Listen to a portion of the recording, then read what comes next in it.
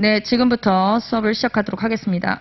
안녕하십니까? 네, 안녕하세요. 처음 뵙겠습니다. 저는 이제 일반인으로서 법대는 아니고요. 이렇게 얘기하면 또 이제 이렇게 몰려드는 하이에나 같은 사람들이 있더라고요. 법대는 아니에요. 일반 비법대생이고 사시 출신 아니고요. 그래서 지금 현재 법무사직을 하고 있고 강의도 하고 있습니다. 자, 강의한 지는 좀 오래됐습니다, 제가. 다른 선생님들보다는 좀 약하긴 하나. 그래서 여성 강사 수는 아마 제일 오래 하고 있지 않나, 현행. 그래서 그렇게 생각을 하고 있고, 지금 제 부동산 등기법 같은 경우는 저희가 1차하고 2차가 있죠. 부동산 등기법은요, 1차하고 2차를 좀 생각을 해보게 되면 제가 이걸 얘기를 해야 되겠더라고요. 안 하니까 이제 여러분들이 그냥 넘어가시는데 그게 아니라 부동산 등기법은 1차에서는요, 2차 과목하고 겹치잖아요. 2차 과목을 가시게 되면 논술이 있고 등기 신청이 있습니다. 등기 신청. 등기 신청서 작성 있죠. 1차는 저희가 30문항으로 60점이고요. 곱하기 2를 하나, 30문항이고요. 그 다음에 2차 같은 경우는 100점이에요. 논술은 70점. 등기 신청은 30점으로 해서 저희가 시험을 보고 있습니다. 자, 그만큼 부동산 등기법이 1차, 2차에서 부동산 등기법이 차지하는 비율이 굉장히 큽니다. 민법하고 비교를 해보면 민법 같은 경우도 1차하고 2차가 있거든요. 1차는 40문제, 40문항. 그 다음에 2차도 100점이에요. 그래서 1차 할 때는 민법하고 이제 등기법이 격차가 좀 많이 나는데 2차를 가시게 되면 이제 100점짜리 같이 맞먹고 있습니다, 제가. 그래서 1차 할 때 부동산 등기법을 대충 해갖고 오시면 안 돼요. 그래서 매년 작년에도 말씀드렸고 1차생들한테 항상 강조하는 얘기가 있어요, 제가. 자, 부동산 등기법은요, 절대로 객관식으로만 정리를 해갖고 오시면 안 됩니다. 민법도 마찬가지예요. 객관식으로 정리를 해갖고 오게 되면 1차는 어떻게 붙을 수가 있어요. 그러나 2차에서 이렇게 떡하니 100점짜리로 여러분을 기다리고 있기 때문에 여기서 대충 해갖고 넘어오시게 되면 2차 가서 이제 멘붕이 오는 거예요. 똑같이 이렇게 얘기하면 1차생들은 항상 하는 말씀이 있습니다. 1차 일단 붙고요. 2차는 2차 가서 해결할게요. 근데 해결이 안 나니까 여기서 제가 이야기했죠. 2차에서 해결이 안 나요. 그래서 1차하고 2차 과목을 잘 보시게 되면 그 겹치는 과목에서는 1차에서 많이 해두시는 게 제일 좋습니다. 그만큼 어느 정도 빠삭하지 않으면 2차에서도 멘붕 오고 2차 가게 되면 부동산 등기법을 공부할 시간이 거의 없어요. 처음으로 하는 민법 바다에 한번 푹 빠져보고 민사소송법에 형법, 형사소송법에 그 다음에 소장 강의 있고요. 그래서 이게 등기법을 등한시하는데 결국은 등한시하는 과목이 여러분들 발목을 잡고 내려갈 거예요. 올해 저희 부동산 등기법 1차 같은 경우는 어렵지는 않았어요. 사실 어려운 부분이 아니라 다들 최신 선례 부분이 굉장히 많이 나왔습니다. 여러분들이 이렇게 공부를 하잖아요. 기본서, 제 기본서 같은 경우. 이걸 백날 공부를 해도요. 내년에 4월 시험 직전에 최신 선례를 안 보게 되면 이제 당락은 어떻게 될지 몰라요. 그래서 저기를 파는 것도 좋으나 조문을 가지고 부동산 등기법과 규칙을 가지고 예규 선례를 파시는 게 훨씬 더 현명한 방법이라고 생각합니다. 자, 부동산 등기법은 민법하고 민사집행법을 이제 왔다 갔다 하면서 여러분들을 괴롭힐 거예요.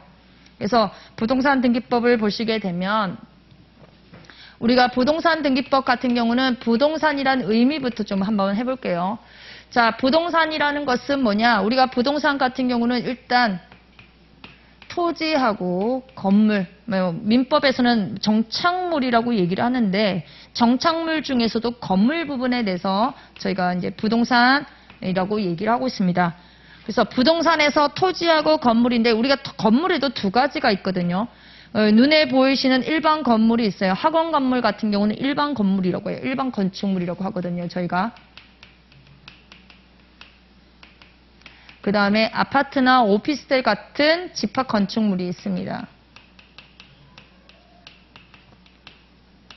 토지에도 지목이라고 해서 토지에도 전답가선 저기 지방에 있는 이제 농지가 있고요. 그 외에 농지 외에 나머지 토지들이 주로 여기 있어요. 그 농지외라면 이제 흔히 산 있잖아요. 산, 도로, 그 다음에 일반 국어, 뚝방이요, 뚝방길이라든가 이런 것들도 전부 다 토지에 들어간다고 보시면 되겠어요. 그래서 농지하고 크게 이렇게 나눈구나. 이거는 세금하고도 관계가 있어요. 세금. 취득세율도 조금 다르고요. 여러 가지가 좀 다른 부분이 있습니다. 자, 토지하고 건물을 우리가 부동산이라고 얘기를 하고, 그러면 이 부동산에 대해서 이걸 어떻게 할 거냐? 부동산에 대해서는 여러분들이 나중에 보시면 아시겠지만, 부동산은요, 우리가 양식지라는 게 있어요. 부동산 등기 기록이 있고요. 부동산에 대해서 등기 기록이 아니라 대장 등본이라는 것이 두 가지가 있습니다. 대장 등본이라는 것은 토지 대장이라든가 집합 건축물 대장 아니면 건축물 대장이라고 해서 나오는데, 이 부동산에는 등기 기록하고 대장 등본이 굉장히 중요한 역할을 하고 있어요. 여러분들이 집을 사잖아요. 집을. 내가 세입자로 들어간다. 그러면 대장을 떼보시는 분들은 아무도 안 계세요. 예, 일단 등기 기록에 보셔서 등기 기록을 가시게 되면 여기는 표제부라는 표현이 있고, 그 다음에 갑구, 울구라는 등기 기록이 이제 눈에, 양식지가 눈에 보이실 거예요. 제가 작년까지는 이제 등기 기록을 가지고 대장 등본을 가지고 왔었는데, 첫날 한 번 보고 나니까 그 다음에는 기억이 안 나시더라고요. 그래서 이번에는 바꿔서 우리 등기 다 마치고 난 다음에 대장하고 등기 기록을 눈으로 한번 보고 마치도록 하겠습니다. 표제부라는 것은 대장 등본에 있는 내용이 여기 간다고 보시면 되겠고요. 표제부는 좀 어렵다고 생각할 수 있겠지만 이게 부동산 표시라고 보면 돼요. 흔히 말해서 사람으로 치면 외관요. 키 얼마, 안경 썼다, 머리 길다, 머리 짧다 뭐 이런 거 있죠. 그래서 외관이라고 생각하시면 돼요. 그래서 부동산 표시가 있고, 갑구하고 울구는, 갑구는 이제 소유권에 관한 그런 등기가 있고, 그 다음에 여기는 소유권 외의 권리에 관한 등기가 여기에 있다고 보시면 돼요. 그래서 우리가 갑구다, 을구다 이런 표현들은 이제 중간중간 나오기도 하고 아예 안 나올 거예요. 끝에 뒤로 가면 갈수록. 자, 우리가 지금 소유권하고 소유권애가 나오는데, 우리 부동산에는요, 할 수 있는 등기가, 권리가 있어요. 우리 민법에서 권리를 배우시면 일단 점유권 나오죠. 점유권부터 스타트죠. 점유권, 소유권, 지상권, 지역권, 여기까지 전세권 있고, 그 다음에 담보물권인 저당권 또는 근저당권, 그 다음에 유치권, 유치권 먼저 갔어야 했는데, 그 다음에 질권. 질권에도 두 가지가 있죠.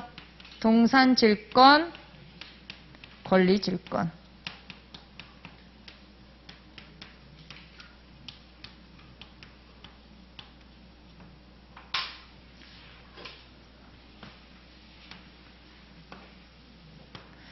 자, 이것만 있는 게 아니라 저희가 임차권도 등기를 하고 있어요. 그래서 나중에 등기를 보시게 되면 부동산 등기는 물건을 공시하는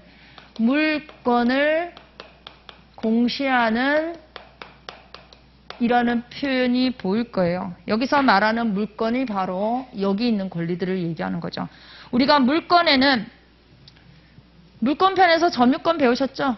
점유 같은 경우는 이제 주로 점유가 문제가 되는 건 뭐냐면, 이제 그 동산 같은 경우나 점유가 문제가 되는 것이고, 그다음에 용의권이요, 용의권. 용의권이라는 것은 지상권, 지역권, 전세권 이런 것인데, 여기 지자가 붙어 있는 거 있죠. 세상에 2차 왔는데 이 지자가 붙은 게 토지에 관한 권리라는 걸 전혀 모르시는 분들이 계시더라고요. 공부를 어디로 하는 것이죠? 토지지잖아요, 토지. 토지에 대한 권리, 토지에 관한. 전세권은요, 토지뿐만 아니라 건물에도 다 되는 거예요.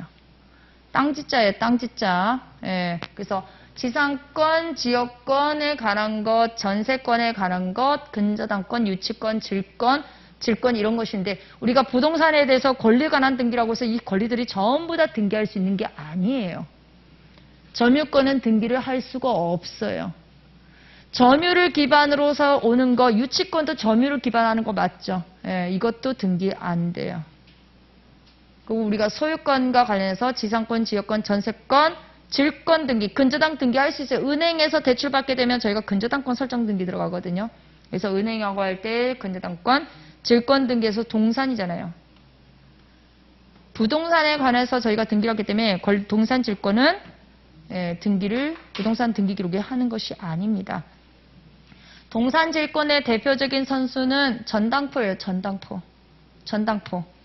돈 빌리는데 뭘 갖다 준 거예요? 물건을 주고 돈 다 갚을 때까지 물건을 내어주지 않는 게 이게 바로 전당포가 동산 질권이에요. 동산 질권. 권리 질권은 이 권리는 용의권을 얘기하는 게 아니죠. 이 권리는 요거잖아요. 근저당이라든가 저당권에 대해서 우리가 권리 질권 설정을 하는 거지. 그래서 사용 수익할 수 있는 이 권리에 대해서는 질권이 설정이 안 된다고 분명히 조문에 있어요. 여기서 말하는 권리 질권은 얘네가 아니라 이 근저당에 대해서 권리 질권을 등기를 하는 겁니다. 권리 질권.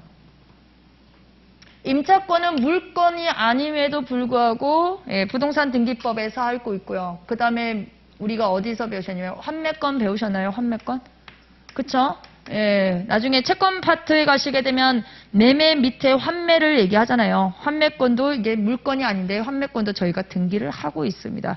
그래서 이 등기를 보시게 되면 부동산에 대해서 등기한다. 부동산이란 것은 일단 두 가지로 토지하고 건물이 있고, 건물이라고 하더라도 일반 건물과 구분 건물이 있고 거기에 대해서 권리에 관한 등기를 하는데, 이 권리에는 소유권부터 쭉 다 되는 것이 아니라 점유권 등기 안 돼요. 점유권을 하는 유치권 안 돼요. 점유를 하더라도 할 수 있는 거, 여기 지상권, 지역권, 전세권은 점유를 기반으로 하잖아요. 그 다음에 질권 중에서도 권리질권 등기는 할 수 있지만 동산질권은 등기를 하지 않습니다. 동산이라고 했으니까. 동산. 자동차 가지고 계시는 분들은 잘 아실 거예요. 우리 자동차에 할 수 있는 등록은 뭐 있어요? 자동차. 자동차는 무슨 등록할 수 있어요? 소유권 하잖아요. 차 사게 되면 이전 등록 하잖아요. 이전 등록. 그쵸? 그 다음에 은행에서 대출 받았거나 아니면 자동차에서 리스하게 되면 근저당이나 저당권을 거기다가 등록을 해버리거든요. 그래서 이렇게 하는 거고, 나중에 민사집행법을 가시게 되면 민사집행법에서는 여러분들이 강제집행이라든가 임의경매를 배우실 건데, 임의경매 대표 선수가 요 근저당과 저당권하고 질권 파트에서 임의경매와 관련해서 여러분들이 배우시는 거예요. 그래서 등기법에서 이 등기가 되면 이 사람들이 돈을 안 갚게 된다. 그럼 어떻게 할 거냐? 바로 임의경매로 해서 부동산을 경매를 실행해버리는 거죠. 그래서 전체적으로 이게 일단 이렇다 이렇게 생각을 하시면 되겠고, 부동산 등기 기록이라든가 이제 대장 등본은 이제 여러분들이 한 번도 본 적이 없으신 분들이 태반이에요. 그래서 대장 등본은 부동산 등기 기록은 어떻게 할 거냐, 거기에 대해서 이제 조금 설명을 드릴게요. 그래서 저희가 부동산 등기 같은 경우는 좀 어렵습니다. 뭐 서면 매매계약서 한 번도 안 보고 공부를 하고 있고요. 보증계약 백날 배우면 뭐합니까? 서류 갖다 주면 이게 보증계약인 건지 주체의무를 형성하는 계약인 건지도 모르고 있는데, 제가 거기에 입으로 떠드시는 수험생들을 싫어해요. 서류도 하나 갖다 주면 서류도 못 읽으시는 분들이 그러면 안 돼요. 그래서 공부는 공부인데 제가 중간중간 실무를 얘기를 꼭 해드리겠습니다. 자, 저희가 이렇게 하나만 생각해 주셨으면 좋겠어요. 저희가 토지하고 건물이 있다고 치죠. 토지하고 건물이 있으면 저희가 국가에서 이것을 가지고 뭔가를 하잖아요, 지금. 그럼 국가에서 토지가 소유자가 누구인 건지, 건물 소유자가 누구인지, 건물에 대해서 세금을 매기고 토지에 대해서 세금을 매기려고 하는 기준들이 있을 거예요. 일단 우리가 토지가 나오게 되거나 건물이 나오게 되면 이렇게 보셨으면 좋겠어요. 등기 기록 하나씩, 토지 등기 기록 하나, 거기에 대한 토지 대장 하나, 건물도 건물 등기 기록 하나, 그 다음에 여기 건물 대장이, 건축물 대장이라고 하긴 하는데 제가 줄일게요. 건축물 대장이 이렇게 하나 있습니다. 그래서 요 대전제를 꼭 기억해 주시기 바랍니다. 1. 부동산 1. 등기 기록. 그것만 있는 게 아니라 1. 대장. 그 말은 부동산 하나마다요. 등기 기록 하나, 대장 하나라는 것이죠. 저희 학원 건물을 보시게 되면 지금 학원 건물은 각 호실이 있잖아요. 1층, 2층, 3층, 4층인데 이게 일반 건물이기 때문에 등기 기록이 하나예요. 건물은. 건축물 등기 기록 하나, 대장도 하나. 그러면 토지가 있죠. 토지는 역시 토지에 대해서도 대장 하나, 부동산 토지 대장 하나, 그 다음에 등기 기록 하나. 우리 토지 대장이나 이런 거는 뭘 하냐면요. 이 1부동산이라는 것은 토지는 번지요. 100번지에 대해서 등기 기록 하나, 그 다음에 100번지에 대해서 토지 대장 하나. 이렇게 생각하시면 돼요. 아파트 건물 같은 거 있죠. 아파트 건물. 아파트 건물은 어떻게 되냐면 각 호실마다 소유자가 다르잖아요. 저희 학원 건물 같은 경우는 일반 건물이라고 하는데 일반 건축물 대장 같은 경우는 이 건물의 소유자가 한 명일 수도 있고 이 건물이 공유관계일 수도 있어요. 예. 그 다음에 아파트 같은 경우는 각 호실마다 소유자가 다르잖아요. 각 호실마다 소유자가 다르기 때문에 거기는 1부동산마다 1등기기록 1대장에 맞춰서 거기는 아파트 같은 경우는 각 호실마다 하나의 부동산으로 봐주시기 바랍니다. 하나의 부동산. 아파트. 그래서 아파트 매매하고 이 학원 건물 매매는 완전히 다른 거예요. 그래서 아파트 같은 경우는 하나의 부동산이고 하나의 각 호실마다 등기기록 따로 있고 그 다음에 대장도 따로 있구나. 이렇게 먼저 생각을 해주시게 되면 부동산 등기법의 많은 부분을 정리를 할 수가 있어요. 그래서 나중에 제가 이 강의가 다 끝나고 나면 마지막 날 토지 대장하고 그 다음에 토지 등기 기록, 일반 건축물 대장, 일반 건물 등기 기록, 그 다음에 구분 건물에 대한 대장, 구분 건물에 대한 등기 기록을 쫙 다 한번 보여드리는 게 맞을 것 같아요. 그래서 지금부터 부동산 등기법에서 이제 강의를 할 건데 중간중간 24회를 잡은 데는 여러분들이 뭐 처음 아니신 분들도 계시겠지만 좀 꼼꼼히 한번 보시고 난 다음에 집중 강의 가게 되면 이거보다 더 강수가 적잖아요. 한 15강? 15강 정도 되면 이 강의를 3분의 1을 줄인다고 생각하면 그때는 추격된 표현이기 때문에 어려우실 수 있기 때문에 제가 좀 이번에 좀 넉넉하게 달라고 말씀드렸고 그랬더니 날짜까지 넉넉하게 줄 줄 알았더니 날짜는 타이트하게 주고 강수만 늘려놨죠. 어떻게 안 빼지더라고요 이게. 그래서 강수가 많음에도 불구하고 한번 전체적으로 하겠습니다. 제가 하나 아쉬운 게 있다면 1차 떨어지신 분들이 이런 강의는 또 안 들어요. 근데 1차 떨어진 데는 이유가 있거든요. 한 번은 기본을 쭉 들어보셨으면 좋겠다는 개인적인 권고사항으로 이야기를 좀 드리고 싶고 뭐든지 시험은요 겸손해야 돼요. 뭐 여기 다들 머리 한 머리 하고 오신 분들이거든요. 내 머리는 빛나는데 네 머리는 돌머리다가 아니라 내 머리도 돌머리고 네 머리도 돌머리다 해야 여기가 뭐가 보여요. 저도 처음에 왔을 때 자뻑이 심했었는데 나중에 2차 합격할 때쯤 되니까 사람이 되더라고요. 사람이. 자뻑이 아니라 좀 수그러들더라고요. 일단 부동산 등기법 좀 한번 가주시겠어요? 자, 부동산 등기를 배우시다 보면 저희가 법과 규칙, 예규, 선례, 판례 이런 표현이 나올 겁니다. 여러분들이 제일 많이 봐야 할 건 법과 규칙이에요. 법과 규칙을 많이 봐주시고 조문은 몇 개 안 돼요. 민법은 엄청나잖아요. 그쵸? 민법은 1118조까지 넘어가잖아요. 그쵸? 거기에 비하면 부동산 등기법은 조문도 아니에요. 민사집행법도 조문이 아니에요.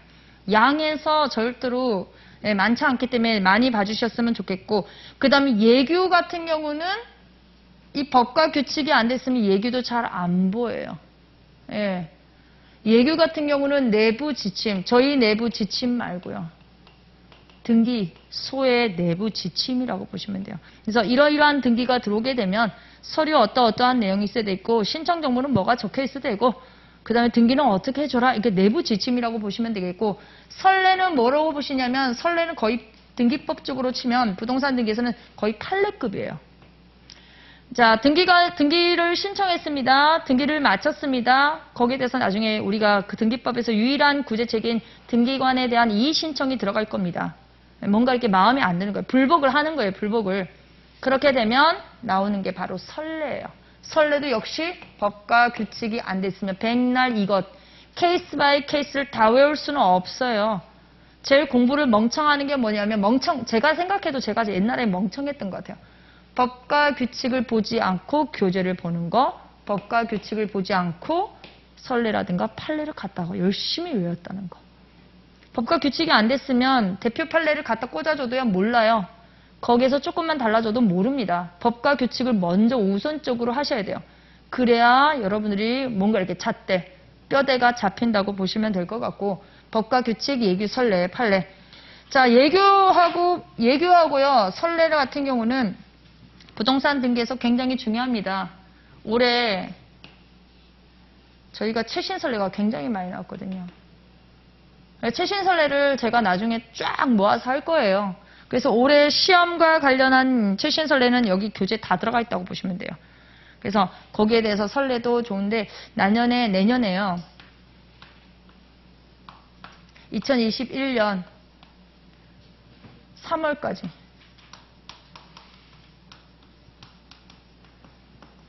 2021년 3월까지 나오는 선례는 다 보시고 시험 들어가셔야 돼요. 그러면 대략 한 내년에 이게 공표되는 게 한 4월쯤 공표가 될 거거든요. 4월에 이제 발표를 하는데 4월쯤 가서 최신 선례가 나오게 되면 그때 한번 쭉 보셔야 돼요. 다 보셔야 돼요. 그다음 예규 같은 경우는 이제 뭐 기간 제한이 없어요. 예, 그때 나와요. 얘는 그때. 그리고 그 바로 시행이 되는 것도 있고 아니면 한 달 뒤에 시행이 되는 것도 있어요. 그래서 지금도 이 교재가 나온 뒤에도 예규 선례가 또 바뀌었어요. 그렇다고 해서 뭐 그게 많이 바뀌는 게 아니라 전체적인 틀은 놔두고요. 그러니까 조문이 개정이 되었기 때문에 조문과 관련된 부분만 살짝씩 바뀌었다고 보시면 될 것 같습니다. 그래서 지금 잘 봐야 될 건 예규 선례도 있지만 어떤 분들은 그러시더라고요. 등기법은 다른 거 다 필요 없어. 예규 선례야. 근데 잘못 알고 계시는 거예요. 이게 안 되면 백날 얘네 해도 소용이 없어요. 무조건 이걸 알아야, 큰 틀을 알아야 여기를 조금씩 바뀌는 부분을 그때 잡을 수가 있기 때문에 꼭 법과 규칙을 잘 공부해 주시기 바랍니다. 그래서 이 정도만 하고요. 자, 법과 규칙을 제가 이제 가면서 이제 이 조문을 보시게 되면 법 몇 조는요, 규칙 몇 조하고 같이 보세요. 이게 계속 연동시켜 드릴 거예요. 계속 연동시키는 것은 바로 교재에도 있고 2차에서도 굉장히 중요한 거기 때문에 저랑 이제 동차하시는 분들은 이제 그게 저하고 이제 받으신 분들은 이 조문 다음에 무슨 조문 가야죠? 그럼 바로 탁탁탁 튀어나오는데 타학원에서 오신 분들 이게 안 돼요. 연결이 안 돼요. 연결이. 예, 민법이든 다른 법도 마찬가지. 조문이 생명이에요. 조문 정말 많이 보셔야 됩니다. 그래서 제가 맨날 2차 할 때요. 이게 조문 안 보고 책만 봤다가 되게 오래 걸렸거든요. 책이 안 잡히더라고요. 조문을 많이 보시기 바랍니다. 그래서 부동산 등기법 들어오실 때 아침마다 오죠. 저는 아침에 OX 안 합니다. 뭘 한 개 있어요. OX를 하죠. 한 개 있어야. 예, 뭐 앞에 총론했으니까 몇 문제씩 풀자 그런 것도 안 해요. 예, 그 의미가 없더라고요. 왜냐하면 이게 앞뒤가 연결되어 있는 부분이 있어서 통으로 한번 돌지 않으면 이해가 안 되는 부분이 있기 때문에 어거지로 외울 수는 없고 그래서 여러분한테 만일에 하신다면 객관식 문제집 있으면 객관식 한번 풀어보시라는 그 말씀밖에는 못 드리겠습니다. 그래서 이 정도만 오늘 OT 하고요. 1순환만 들으신다, 기본순환만 들으신다 그러지 마시고 기본순환에서 뭘 건지겠습니까? 정말 하이라이트는 집중해서 다 터지고 있기 때문에 기본 들으시고 심화 들으시고 객관식은 말리지 않아요. 뭐 본인 선택이죠. 싫으면 안 듣는 거고. 예, 근데 또 보면 객관식 안 들으신 분들도 많이 떨어지세요. 그래서 1년은 꾹 참고 한번 꼭 들어보시기 바랍니다. 자, 우리 교재 가죠, 교재. 자, 제1편 총론 가보세요. 제1편 총론. 그리고 난 다음에 총론 앞쪽으로 가시게 되면 목차가 나올 거예요. 쭉 앞쪽에. 우리 목차 가보죠. 목차. 제1 목차. 오늘 제가 제1장에 보시면 부동산 등기 제도가 나오죠. 제1절 있고 제2절에 종류가 나오는데 종류는 그렇게, 종류에서는 저희가 뭘 봐야 되냐면 옆에 써주세요. 부기 등기라고 써주세요. 부기 등기에 대해서 제가 설명을 할 것이고, 등기의 유효권은 1차에서는 그렇게 중요치 않은데 2차 가게 되면 굉장히 중요한 논점들이 좀 있어요.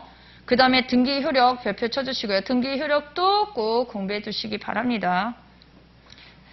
지금 보시면 등기 효력 같은 경우는 민법에서 배운 부분이 굉장히 많이 나올 거예요. 민법에서.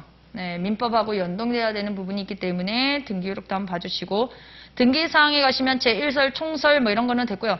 그 다음에 제2절에 보시면 등기 대상인 물건이 나오는데, 이 물건에는 아까 조금 전에 말했던 토지와 건물에 대해서, 토지라고 해서 모든 토지가 등기를 할 수 있는 것도 아니고, 건물이라고 해서 모든 것이 다가 저희가 등기를 할 수 있는 것이 아닙니다. 그래서 거기 보시고 제3절 등기사항에다가 옆에다가 법 3조 이렇게 써주세요. 법 3조. 그래서 등기사항에는 뭐가 있는지 그걸 나중에 제가 말씀드릴 것이고, 그 다음에 등기소, 등기관, 등기부 등 등기의 공시 제5절이 나오는데, 등기소는 잘 안 나와요. 예, 등기소는 잘 안 나오고 등기관도 저희 문제가 아니고, 그 제3절에 보시면 등기부가 나오죠. 등기부에는 크게 두 가지가 있습니다. 부동산 종류에 따라서 나오는 토지 등기라고 건물 등기 기록, 그래서 등기 기록의 양식에 대해서 나올 거고요. 등기부 등의 공시라는 것은 등기사항 증명서를 어떻게 발급받을 거냐 아니면 열람할 거냐, 그것도 1차적인 문제들이 있기 때문에 그거는 조문과 예규로 제가 정리해 드릴 것이고, 제5절 중복 등기 기록의 정리인데 이건 완전 1차형이에요. 자, 이거를 열심히 파시는 분들 계시는데 파봤자 많으면 한 문제고요. 이거 합격생들 다 얘기 들어봤더니 들어도 모르겠고 안 들어도 모르겠고 버리시는 분들이 굉장히 많으세요. 그래서 여러분들이 선택해 보시면 돼요. 제가 강의를 할 때 야, 이거는 정말 이거는 해결될 수 있는 문제가 아니구나 이렇게 생각한다면 버리시면 돼요. 제가 이거 버리라고 하는 데는 이유가 있겠죠. 객관식이니까. 객관식이니까. 한 개라도 더 건져가야 되겠다 이래갖고 제가 부동산 등기법 올백 맞은 사람 한 번도 못 봤어요. 한 번도. 물론 제 눈에 안 나타날 수도 있겠지만, 저희 1차 올해 몇 점이에요? 컷? 65. 65. 학교 다닐 때도 그 점수 안 받으신 분들도 계실 거예요. 예, 그거는 65라는 것은 문제가 더럽게도 어려웠다, 쉬웠다. 작년보다는 올해가 65점이고 작년에 60점이었거든요. 5점이 상승한 거예요. 그럼 내년에 합격하려면 몇 점 받아야 될 것 같아요? 내년에? 올해가 65예요, 컷이. 제가 작년에 뭐라고 했냐면 1차생들한테 60점 받게 되면 최소한 플러스 5점 해야 내년에 합격 가능성이 있습니다. 그렇게 말씀드렸거든요. 근데 올해 65점이 컷이었어요. 그러면 내년에는 여러분들 65점은 넘어줘야 1차를 합격할 수 있다는 거예요. 그럼 문제 난이도는요? 문제 난이도는 가만히 있나요? 문제 난이도도 올라가지. 예, 그래서 그 흔히 말해서 꼬리잡기 놀이 하지 마시고, 예, 꼬리잡기 하면 안 돼요. 1차 컷을 꼬리잡기 하시면 안 되고 넘어가야 돼요. 그럼 내년에 65점 넘어야 돼요. 65점을 넘어야 내년에 합격할 수 있다 생각하시면은 중복등기 설명하면서 왜 그 얘기할까? 나중에 공부해 보시면 알아요. 그 다음 제4장에 보시면 등기 신청 절차가 보이죠? 거기 보시면 등기 신청 방법 제2절, 거기 제3절, 제4절인데 제4절에 별표, 제5절에 확실하게 별표. 신청인과 등기 신청에 필요한 정보는 굉장히 중요한 논점이고 2차에서도 중요하고 1차에서도 굉장히 중요합니다. 그 다음에 등기 실행 절차, 등기 신청 접수와 배당, 등기 신청의 조사, 등기 신청의 보정 취하가 있는데 제5절 별표. 자, 저희가 등기가 하는 이유는 이렇게 있어 보시면 돼요. 등기 신청에 사건이 발생합니다. 사건이 발생을 하게 되면 등기를 해야 되는 경우가 있죠. 사건 발생에는 우리가 민법적으로 따져볼게요. 민법에 가시게 되면 민법 186조, 민법 187조로 나눠볼게요. 민법 186조의 대표적인 선수는 뭐냐면 바로 계약이에요. 계약. 매매 계약일 수도 있겠고, 아니면 증여 계약일 수도 있겠고, 근저당권 설정 계약일 수도 있겠고, 아니면 지상권 설정 계약일 수도 있어요. 이 계약 사건에 기해서 등기를 들어가는 겁니다. 그럼 민법 187조에는 뭐가 있냐면 저희가 상속, 수용, 공용징수라는 표현을 보셨죠? 민법 187조에. 그게 바로 수용이고요. 그 다음에 판결에 의한 등기라고 하는데 여기 판결에 의한 등기는 형성 판결. 그러면 판결의 종류인 이행 판결은 어디 가냐? 여기로 가는 겁니다. 이행 판결.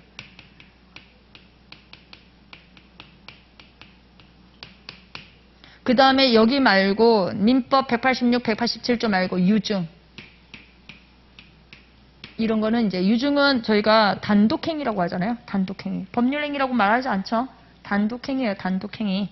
유증 이런 것들이 여기 있고 이게 다 시험 문제라고 보시면 돼요. 자, 이런 사건이 발생하고 난 다음에 등기는 어떻게 할 거냐? 때로는 신청할 수도 있고요. 때로는 직권으로 가는 경우도 있고 때로는 촉탁으로 등기가 개시, 등기 사건이 개시된다고 보시면 되죠. 그래서 신청을 하게 되면 저희가 이렇게 공동 신청으로 가는 것도 있고 아니면 단독 신청으로 정리가 되는 경우도 있어요. 그 다음에 촉탁에 따른 경우는 촉탁 같은 경우는 이제 수용이라든가 여기에 나오는 또 있죠. 법률 규정 경매 여기도 촉탁으로 기타 일어나는 직권에 관한 등기가 있어요. 그러면 등기가 끝나게 되냐? 그게 아니라 저희가 신청을 하게 되면요. 첫 번째가 뭐가 있냐면 신청서를 작성해야 돼요. 신청서 작성하고 신청서 작성과 플러스 이 신청서만 덜렁 내는 게 아니라 우리가 첨부서면이 있어요. 첨부서면. 첨부서면을 저희가 제출을 하는 방식으로 등기소에 제출하는 방식으로 갑니다. 촉탁도 마찬가지예요. 관공서가 하긴 한데 촉탁 같은 경우도 촉탁서 작성하고요. 첨부서면 같은 거 등기소에다 다 제출하는 거예요. 얘네는 어떻게 하냐? 너는 열애냐? 그게 아니라 얘네는 촉탁서를 작성하거든요.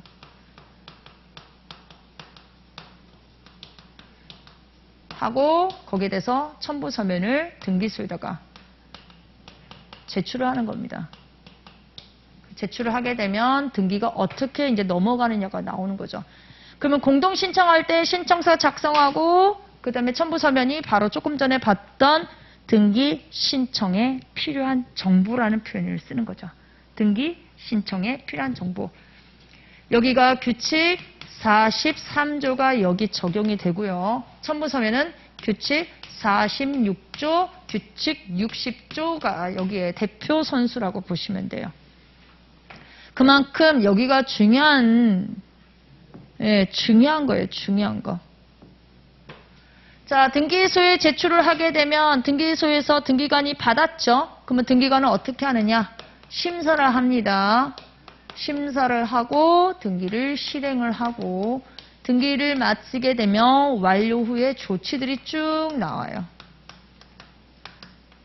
이거는 여기도 마찬가지예요. 여기도 마찬가지예요. 그럼 등기관은 심사를 어떻게 할 거냐?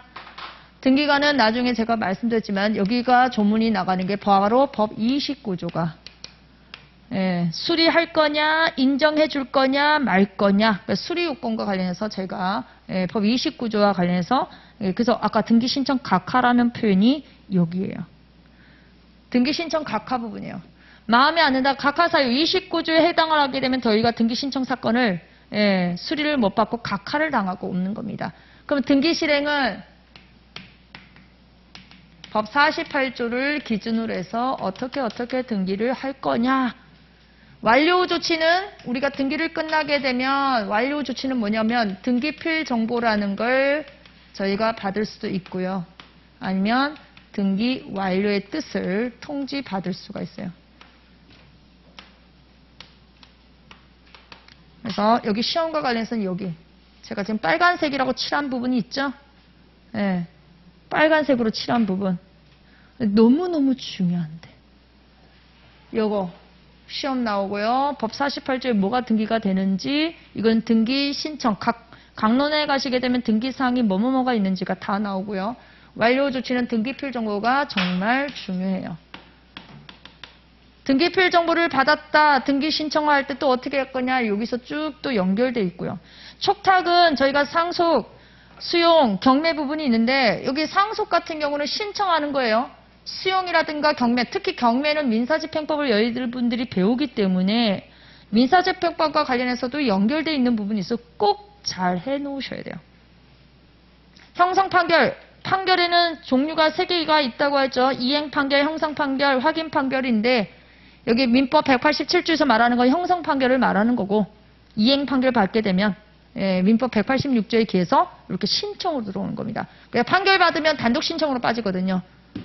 조문에 있어요. 단독 신청을 하게 되면 또 역시 신청서에 뭐 판결 우리가 제출 서면은 뭐가 있고 이런 식으로 쭉 이제 교재는 다 이런 식으로 정리가 되어 있어요.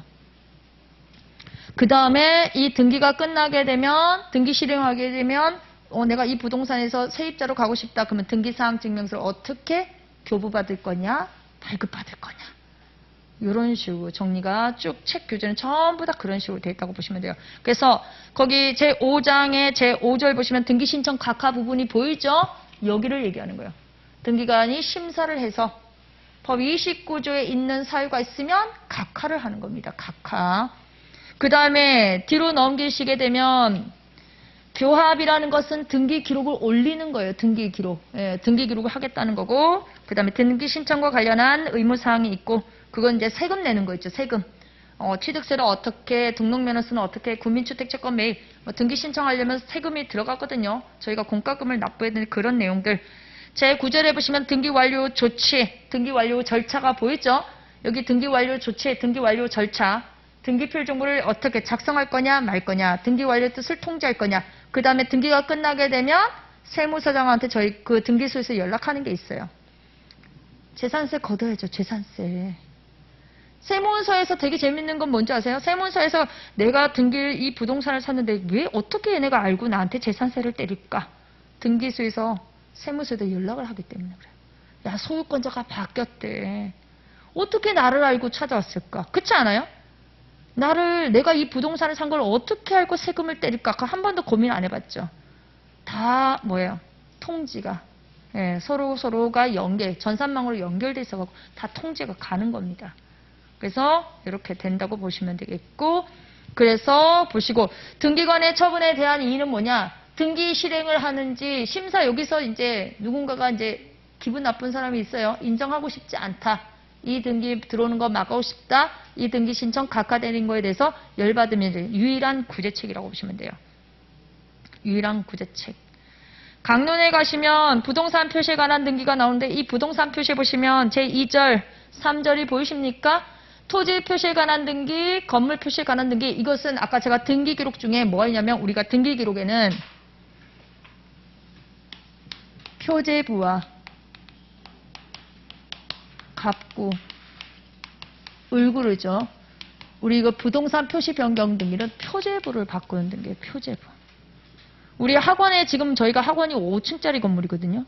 이걸 5층을 7층으로 증축하겠다. 2층 더 증축하겠다. 그러면 이제 표시를 바꿔야 돼요. 5층에서 7층으로 하겠습니다. 그 신청을 이런 식으로 들어가요. 단독 신청하고 신청서 작성하고 이런 식으로.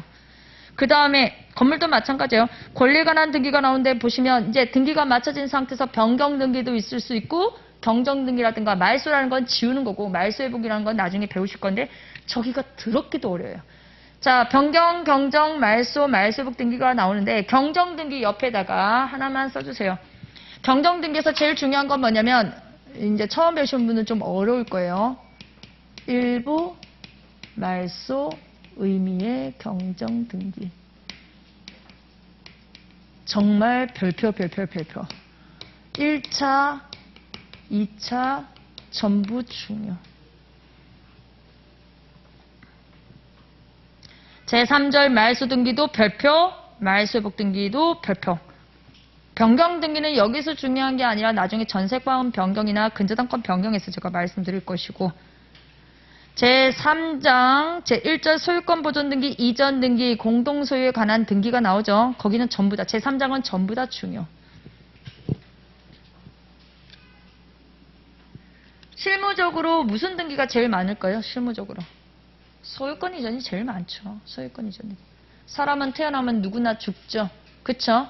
누구나 죽어요. 그래서 상속등기도 굉장히 많고, 그 다음에 또 뭐가 있냐면 증여. 요즘에 많이 하는 거 상속하기 싫으니까 증여로 많이 넘어오시는 경우. 그 다음에 이렇게 매매로 해서 넘어가는 경우. 그런 경우가 좀 많고요. 보존등기는 주로 이제 건물 관한 것서 저희가 많고요. 여기 옆에 보시면 건물 부셨다가 올렸다가 부셨다 올렸다 하잖아요. 보존등기가 굉장히 많습니다. 아파트 같은 거 보시면 아시잖아요. 아파트 거. 타워 크레인 올라가 있으면 와 저기 그냥 누가 집단 등기를 받을지 좋겠다 이런 생각 많이 하셔야 돼요. 눈은 이제 그렇게 보시는 거예요. 집이 올라가네 건물이 올라가네가 아니라 저 등기는 누가 따먹었을까 누가 가져갔을까 이제 눈을 그렇게 보시는 거예요. 그래서 다니시다 보면 지금 우리 학원 앞에 도로 있죠. 도로 조그만 도로 있잖아요. 저 앞에 큰 도로도 있고 전부 다 뭐예요. 이거 다 부동산으로 보셔야 되는 거예요. 부동산. 이 땅은 도대체 누구의 소유일까? 이걸 사용하는데 국가 소유면 사용료로 어떻게 되고 일반인이면 어떻게 되고 지하 밑에 지하에 가시면 지하철도 다니잖아요. 지하철도도 전부 다 권리예요. 여러분들이 민법에서 배우는 지상권 밑에 구분지상권 배우셨죠? 지하는 전부 다 구분지상권 설정등기가 되어 있는 상태입니다. 도로 밑에 지하, 가스관, 전기 다 관련이 있어요. 그 다음에 보시면 용익권에 관한 등기 제4장의 표현을 잘 봐주시기 바랍니다. 용익권이에요. 용익물권 아니고 용익권에는 지상권, 지역권, 전세권은 물권이고 임차권은요. 용익권은 사용수기권을 말하는데 저기서 제일 중요한 거는 전세권 많이 공부해두기. 전세권. 여러분들이 1차 할 때 민법에서는 전세권을 많이 안 보고 임차권을 많이 보시잖아요. 전세권도 많이 보셔야 돼요. 전세권도. 전세권하고 임차권은 정말 많이 봐둘 것. 제5장에 보시면 담보권에는 우리가 제한물권에는 용익물권과 담보물권인데 담보물권에는 우리가 유치권, 질권 이런 거 다 배웠잖아요. 거기 보시면 근저당을 이제 대표 선수로 만나실 거고 그 근저당권에 기초해서 권리질권이라는 표현이 보입니까? 동산질권은 저희가 등기를 하지 않아요. 신탁에 관한 등기는 무조건 많이 받으실 것. 신탁은 어렵습니다. 이해하는데 굉장히 어려워요. 근데 실무는 신탁이 정말 많습니다. 신탁이. 정말 많아요. 여러분들이 나중에 가시게 되면 소유권을 넘기려고 봤더니 부동산에 신탁 등기가 격려돼 있다. 신탁이 굉장히 많아요. 우리나라 뭐 국민은행도 신탁 있고 한국자산관리공사 뭐 이런 것부터 시작해갖고 여러 가지 특이한 것들이 많잖아요. 신탁 등기 꼭 외워주시고 저것도 2차에서 굉장히 좋아라 하는 겁니다. 가등기 파트는 가등기 절차, 가등기에 의한 본등기가 나오는데 여기도 보시면 가등기에 의한 본등기 파트 별표 2절, 4절, 3절 별표 관공서 촉탁에 보시게 되면 총설 부분이 나오죠. 관공서 촉탁. 자, 총설 부분은 나중에 보시면 되겠고 우리 제3절, 제4절, 제5절이 있는데 4절, 5절 별표. 이거는 민사집행법을 배우시기 때문에 필히 공부를 해 두셔야 돼요. 민사집행. 여러분들이 누군가에게 돈을 꺼줬어요. 돈을 빌려줬다. 민법적으로 치면은 이제 금전소비대차 계약일 수도 있겠고, 여러분들 저거 배우셨죠? 불법행위. 민법 750조. 불법행위입니다. 제가 어디 가서 교통사고를 당했어요. 가해자가 오리발 계속 내밀고 있어요. 뒷조사를 해보니까 재산이 좀 있답니다.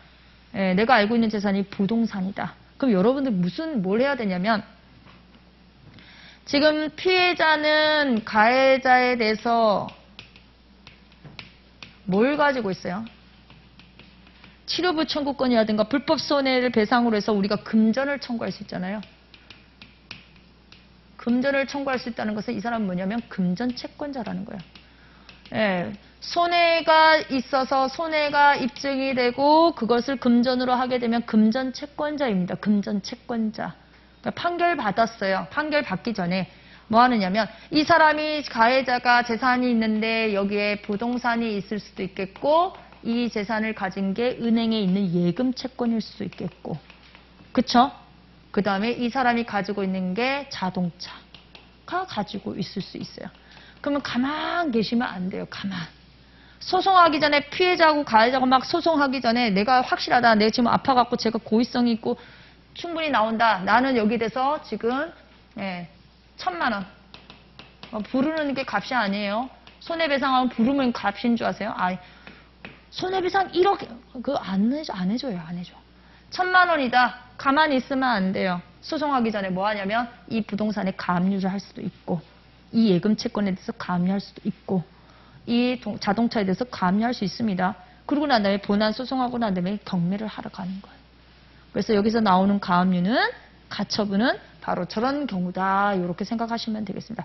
금전 채권자는 부동산에는 뭐 할 수 있냐? 가압류. 매매로 인한 소유권 있다는 게 할 수 있겠죠. 매도인과 매수인이 지금 매매 계약을 체결했습니다. 부동산 가처분 같은 경우는 이렇게 보시면 돼요. 가처분 채권, 제가 여기다 왜 금전 채권자라고 했냐면 가압류는 금전 채권자가 하는 거예요. 가처분은 누가 하냐면 가처분의 대명사는 매매로 인한 매매 계약을 체결한 경우에 매매 계약.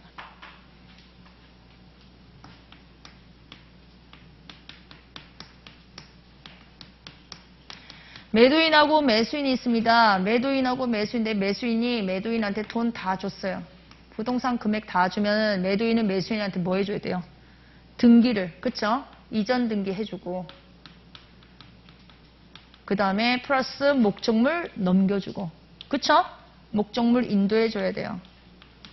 근데 목적물은 매수인이 가지고 있는데 등기를 안 줍니다. 등기를.